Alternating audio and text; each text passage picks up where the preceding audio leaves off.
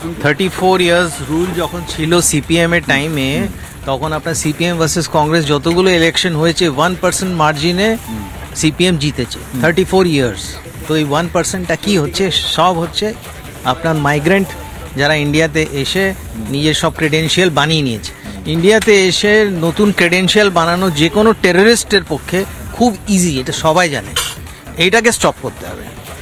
তো ভয়ঙ্কর কথা বলছে। আচ্ছা, রোহিঙ্গাদের নিয়েও কথা হচ্ছে, রোহিঙ্গা নাকি বসে টসে গেছে এখানে। আছে, অতটা বেশি নেই। ওটা ইটস নট আ প্রবলেম। আমি বলছি টেররিস্ট। রোহিঙ্গারা টেররিস্ট না, ওরা টেররিস্ট না, ওরা ইকোনমিক মাইগ্রেন্ট। কিন্তু যারা টেররিস্ট, ওরা আজকে চাইলে এসে এখানে নিজের নতুন সব ক্রেডেন্সিয়াল, ভোটার আইডি সব বানিয়ে নিতে পারে।